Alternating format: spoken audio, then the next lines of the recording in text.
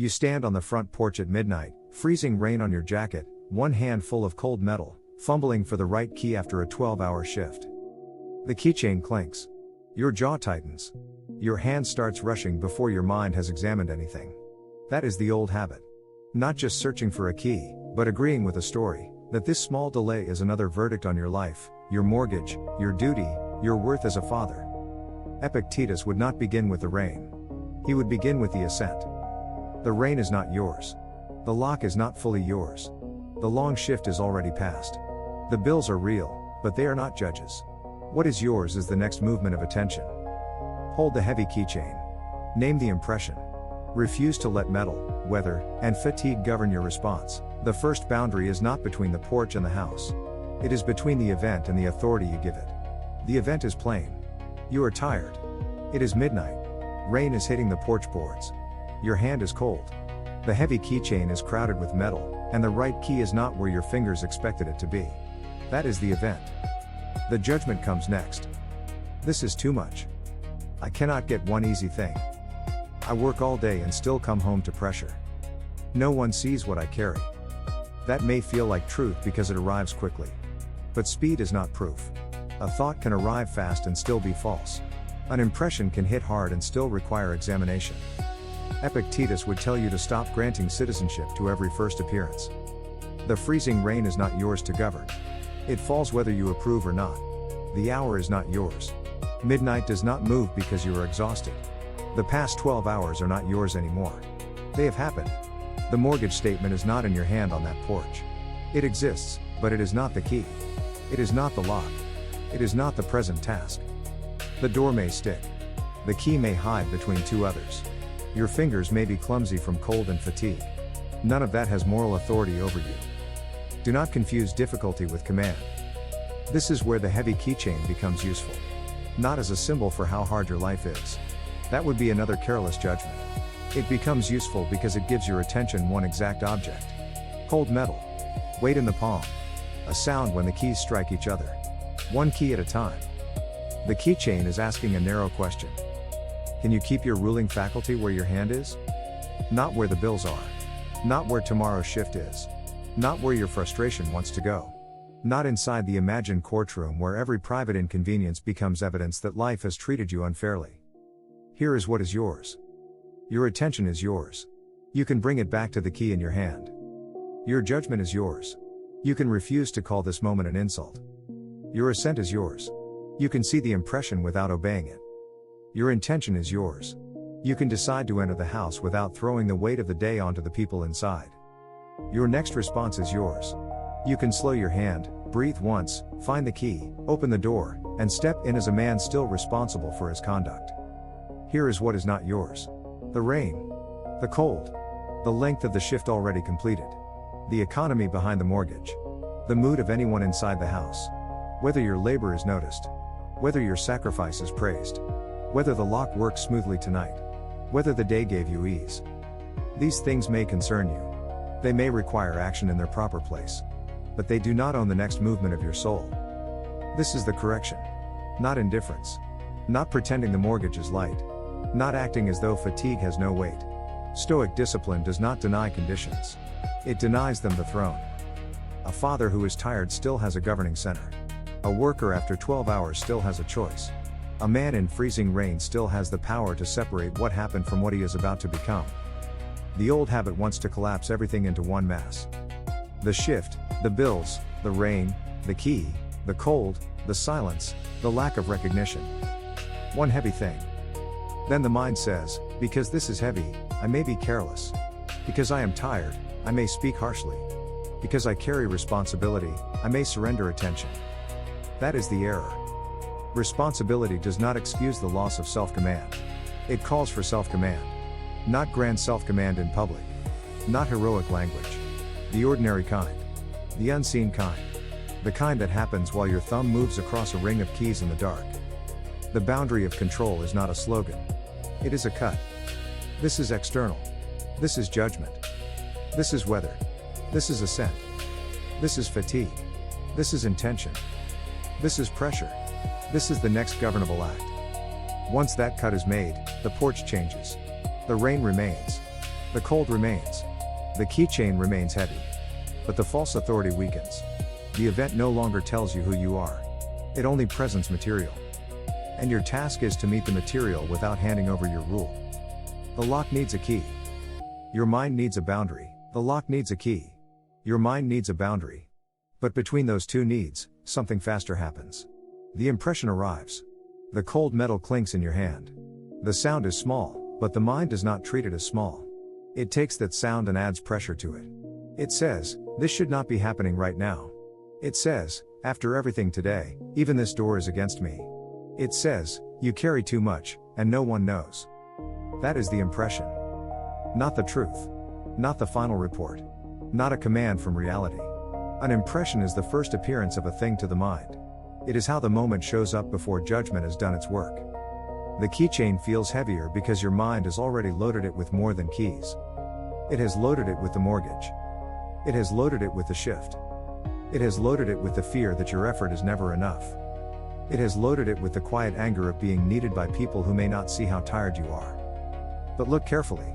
The keychain did not say any of that. The rain did not say it. The lock did not say it. The cold metal did not testify against your life. The mind added the meaning. That is judgment. The judgment says, this delay proves something about me. It says, this inconvenience has authority. It says, because I am tired, the next careless word is justified. It says, because I have carried responsibility all day, I may drop responsibility now. Epictetus would put pressure exactly there. Not on the rain. Not on the lock. Not on the family inside. On the judgment. Because the event does not enter your ruling faculty as a ruler. It enters as material. The impression knocks. Judgment interprets. Assent opens the door. That is the chain. Event. Impression. Judgment. Assent. Action. The event, you fumble for the right key after a 12-hour shift. The impression, this feels urgent, personal, and threatening. The judgment, this proves the weight of life as authority over my response. The assent, you agree with that judgment before testing it. The action, you jerk the key, mutter under your breath, slam the door, answer someone harshly, or walk in already defeated by a porch. The danger is not the first impression. You do not need to pretend it did not strike. Of course it strikes. You are cold. You are tired. You are human. A Stoic does not become stone. A Stoic becomes careful about consent. The trap is the speed. The trap is the moment when the mind says, yes, this is what it means, and you let that meaning take command. Assent can happen quietly. It may not sound like a decision. It may sound like a sigh. It may look like a tightened jaw. It may be the thumb pressing too hard into the key ring. It may be the sentence you prepare before anyone has spoken. Do you know what kind of day I had? That sentence may be true as information. But it can be false as authority. It can become a permit to surrender your next response. This is why the heavy keychain matters. It is not decoration in the scene. It is a test. Can you feel its weight without turning weight into resentment? Can you hear the clinking without letting the sound become accusation? Can you search one key at a time without making the search a judgment on your whole life? That is attention trained under pressure. The mind wants to leave the porch. It wants to rush into tomorrow, into money, into duty, into the question of whether anyone appreciates you. But the task is here. The key is here.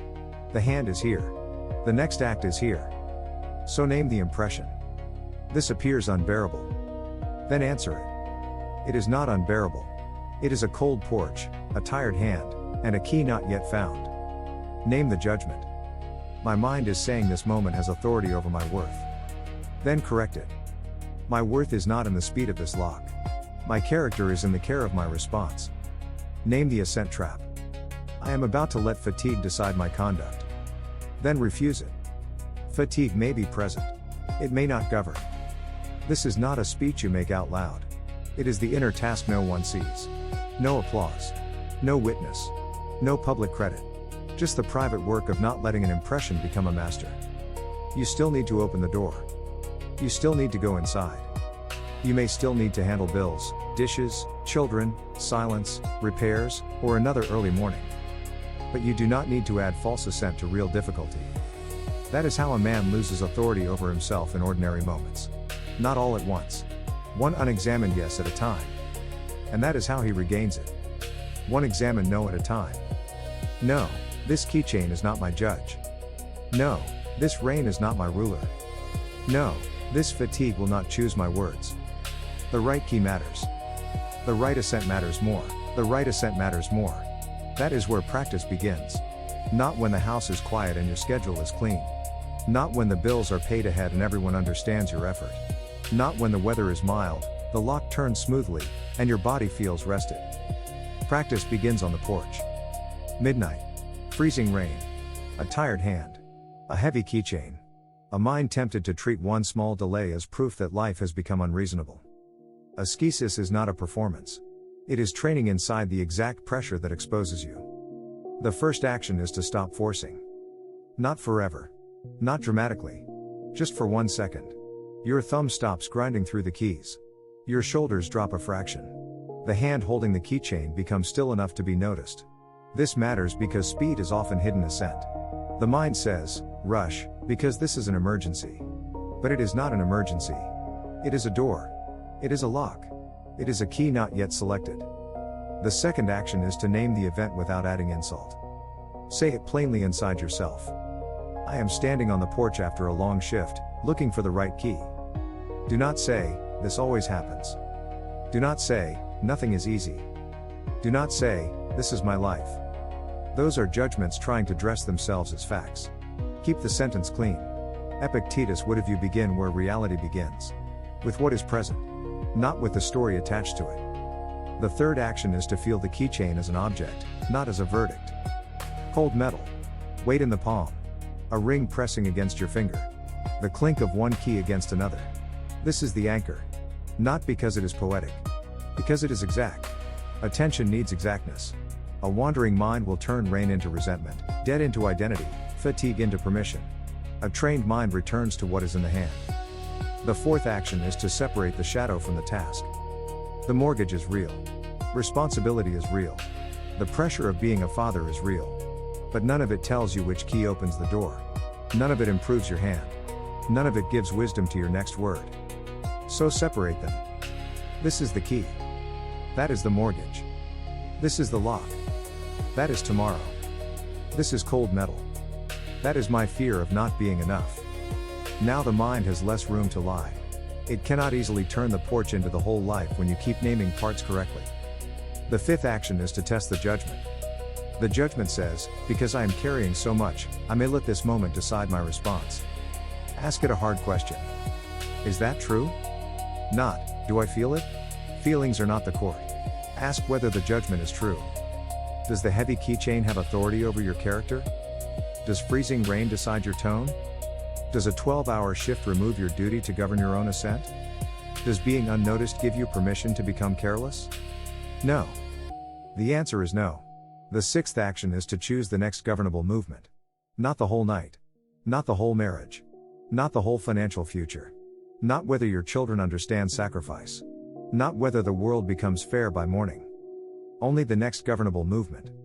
Turn the keychain once. Find the shape of the house key. Put it into the lock. Do not stab at it. Do not punish the door. Turn it with care.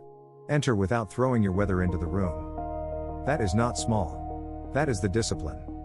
The seventh action is to guard the first sentence inside the house. This is where many men lose the practice. They win the porch and surrender at the threshold. They open the door with self-command, then let one ordinary sound inside become the new excuse. A light left on. A dish in the sink.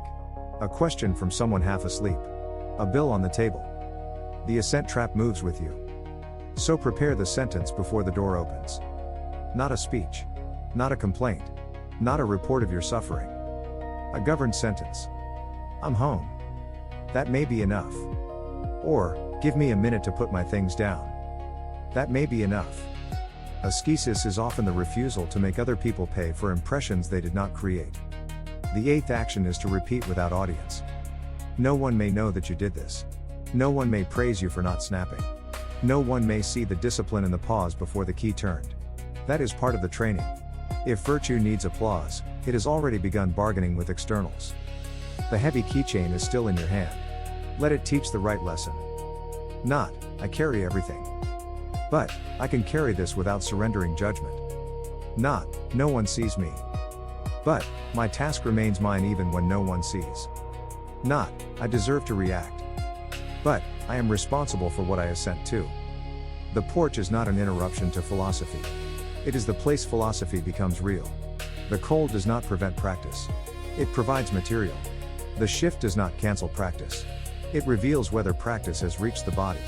The mortgage does not own the mind. It is an external condition that duty must face with cleaner attention. Train here. 1 pause. 1 name. 1 separation. 1 tested judgment. 1 chosen movement. 1 governed sentence. 1 return to the task in your hand. That is how the inner task is done when no one sees it. That is how the inner task is done when no one sees it. Then conduct begins. Not conduct as an image. Not the version of responsibility that wants witnesses. The real version. The tired version. The version that steps through the door with wet shoulders, cold hands, and a heavy keychain still pressing into the palm. Duty does not ask whether the rain was fair. Duty does not ask whether the shift was too long. Duty does not ask whether the mortgage feels light tonight. Duty asks a narrower question. What is yours now? Not the whole house. Not the whole future. Not every debt, every repair, every conversation, every fear. Those are too many externals gathered into one storm. The mind loves that storm because it can hide inside it. It can say, look how much I carry, and then use the weight as permission to become careless. But Epictetus would not let you hide there. Responsibility is not the same as burden. Burden is what presses on you. Responsibility is how you choose under pressure. The mortgage may be a burden. The long shift may be a burden. The freezing rain may be a burden. The tired body may be a burden. Your conduct is responsibility. That distinction matters. If you confuse the two, you will think that because life has handed you weight, life has also handed you an excuse. You will think the cold gives you permission to be cold. You will think exhaustion gives you permission to speak without discipline. You will think being unseen gives you permission to act as though virtue only matters when someone is watching. That is false. The heavy keychain is still doing its work. It reminds you that some things are carried in the hand, and some things are carried in judgment. The metal can be heavy without becoming resentment. The bills can be serious without becoming a verdict. Fatherhood can be demanding without becoming a license to make your fatigue the ruler of the room. You do not owe your family a performance of invincibility. You owe them governed conduct. You do not owe the world proof that nothing hurts. You owe your own ruling faculty examined assent. You do not owe anyone a cheerful mask at midnight. You owe the next action a clean intention. That may mean you hang the keys on the hook instead of throwing them on the counter. It may mean you take off your boots without making every movement announce your suffering. It may mean you answer the half-asleep voice from the hallway without turning it into another defendant in your private trial. Did you lock the truck? A simple question. The old habit hears disrespect. The old habit hears one more demand. The old habit hears, no one sees what I have already done. But the question is only a question. Here is the boundary again. The voice is not yours. The timing is not yours. The fact that you are tired is not entirely yours. The impression that rises is not chosen at first. But assent is yours. Tone is yours. The next sentence is yours. You can say, yes, it's locked. You can say, I'll check it in a minute. You can say, I need a moment, then I'll handle it. No drama. No punishment. No surrender. This is not softness. It is discipline. A man who cannot govern his tone because he has worked hard is not stronger for the work. He is only more exposed. The shift has revealed the state of his training. The porch has revealed the habit of his assent. The keychain has revealed where attention goes when no one applauds restraint. Do not turn that into shame. Turn it into practice. Duty is not self-accusation. It is not standing in the kitchen at midnight calling yourself a failure because irritation appeared. The appearance is not the failure. The unexamined agreement is the danger. The correction is to return before action hardens into harm. You can be tired and still be fair. You can be burdened and still be measured. You can be under pressure and still refuse to make pressure your law. That is the dignity of responsibility. It does not depend on the external becoming easy. It does not require the mortgage to disappear, the weather to clear, the workday to shorten, or gratitude to arrive on schedule. It depends on the part of you that can still choose under conditions you did not choose. This is where duty becomes exact. Put the keychain where it belongs. Put the wet jacket where it belongs. Put the first sentence under your rule. Put the complaint before judgment, not after it has already taken command. If something must be discussed, discuss it at the right time, with the right aim, in the right tone. If something must be repaired, repair it without making the repair a public claim against your life. If rest is needed, take rest as a duty to the body, not as an escape from responsibility. The external remains hard. The inner standard remains yours. That is the work of a father no one sees, not carrying everything perfectly, but refusing to let what he carries corrupt the hand, the voice, the intention, and the next act. Freedom begins there, not in lighter weather, not in a shorter shift, not in a house where every need waits politely until you are ready. Freedom begins when the event no longer owns assent. The keychain is still heavy. The mortgage is still real. The body is still tired. The rain still falls without asking permission. Nothing outside has been conquered. That is the point. Stoic freedom is not the removal of conditions. It is the refusal to let conditions sit in the ruling seat. You stand inside now. Maybe the hallway is dim. Maybe the house is quiet. Maybe there is still work waiting on the kitchen table. But something has been kept intact. You did not let the cold choose your tone. You did not let the clinking metal become a judgment on your worth. You did not let the invisible weight of duty become permission to abandon duty. This is the inner task no one sees. It is small enough to be missed and serious enough to shape a life. A man is not measured only in public decisions, signed papers, paychecks, or visible sacrifices. He is measured in the unseen assent before the next word. So hang up the heavy keychain. Let it return to being keys. Let the rain be rain. Let fatigue be fatigue. And let your task remain clean. Return to what is yours to govern.